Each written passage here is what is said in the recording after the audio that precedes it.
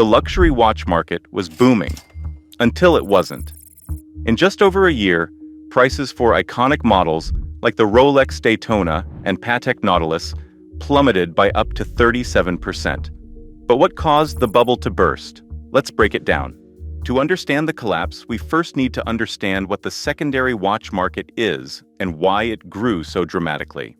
The secondary watch market is essentially the resale space for luxury timepieces.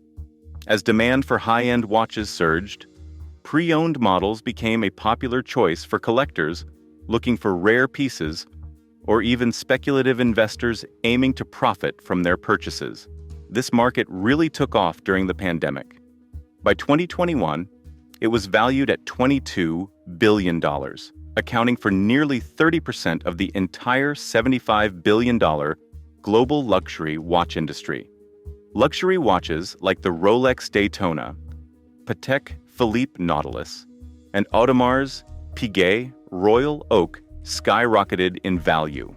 Watches that were once priced at $10,000 to $20,000 were now being sold for double or even triple that amount, creating a frenzy.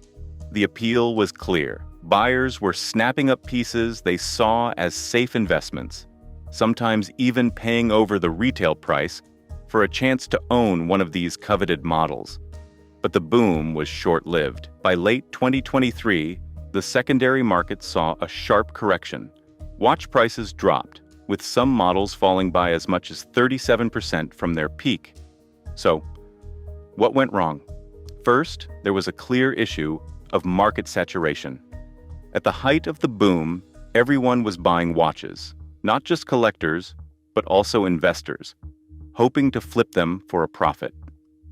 As demand surged, more and more watches flooded the market. Rolex, for example, which had previously been a symbol of exclusivity, became too easy to find. The luxury watch brands that once had waitlists now had overstocked inventories.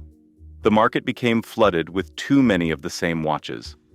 A once rare Rolex Daytona, which had sold for up to $60,000 during the boom, dropped in price as the market became oversaturated. When supply catches up with demand, prices inevitably fall. And this is exactly what happened. The second factor contributing to the collapse was broader economic conditions. As the world emerged from the pandemic, global economies faced inflation, rising interest rates, and fears of a recession. The Federal Reserve's aggressive interest rate hikes, which started in March 2022 and continued into 2023, made luxury goods less accessible. High-end watches, which were once seen as safe investments, were now being viewed as non-essential expenses. Economic uncertainty caused many collectors and investors to reconsider their spending habits. This shift in mindset led to a decrease in demand, especially for watches priced between $10,000 and $50,000, a segment that had driven the boom. Next, let's talk about the role speculation played in inflating prices. The luxury watch market had become a speculative playground. Social media and watch influencers played a huge role in building hype around certain models, making them appear even more valuable than they were. Rolex's Daytona, for instance, was featured heavily on Instagram, where influencers often showed off their new acquisitions. As these models gained more attention, their prices skyrocketed. However, this speculative hype didn't last forever. As more and more people tried to flip their watches for a quick profit, they found that the market had become oversaturated with these high-demand pieces. This created a classic bubble situation. Once the bubble burst, prices corrected dramatically, and what were once $100,000 watches became worth a fraction of that. While the market was focused on steel sports watches and limited edition models, consumer preferences began to shift. Collectors started moving toward vintage pieces or independent watchmakers. The new wave of interest in watches from brands like F.P. Journe and A. Lange & Söhne signaled a shift toward craftsmanship over status symbols. Models with more unique designs, such as enamel dial watches, also gained popularity. Meanwhile, the obsession with large, mass-produced pieces, like the Nautilus and Royal Oak, began to wane. This change in taste meant that once valuable models suddenly became less in demand, which further contributed to price declines in the secondary market. Social media played a double role in this entire scenario. Initially, platforms like Instagram were instrumental in driving up interest in high-end watches, showcasing influencers flaunting their newest acquisitions. But as trends changed, the same social media platforms accelerated the market's collapse. Once prices started to fall, watch enthusiasts and resellers were quick to post about the decreasing values of certain models, which only fueled the panic and made prices drop even faster. Let's look at a few key models that exemplify the collapse in the secondary market. Take the Rolex Daytona, for example.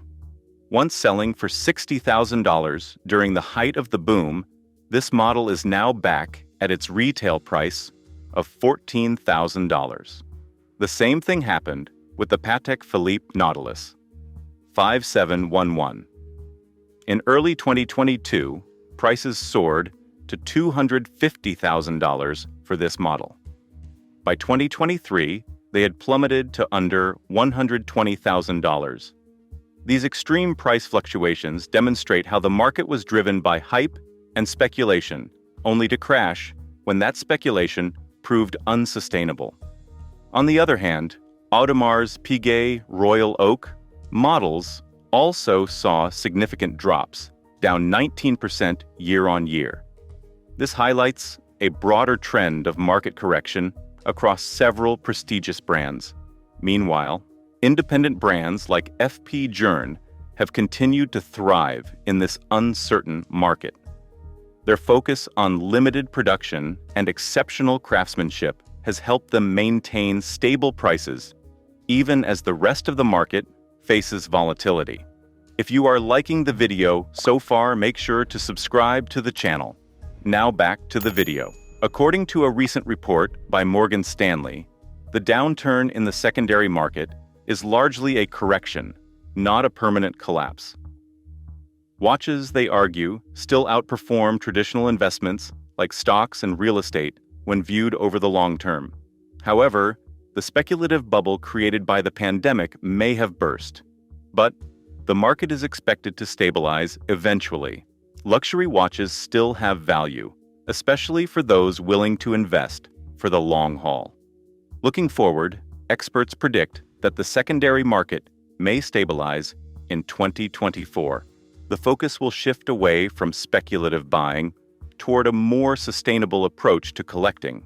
This means fewer people will be buying watches purely as investments, and more will be focusing on personal enjoyment and craftsmanship. As tastes diversify, collectors will continue to seek out limited edition pieces and vintage models, with independent watchmakers gaining more ground. For collectors, this may be an ideal time to purchase pieces that have been undervalued during the correction. But for investors, it's important to recalibrate expectations. Expect lower returns in the short term, but potentially better long-term value if you buy wisely.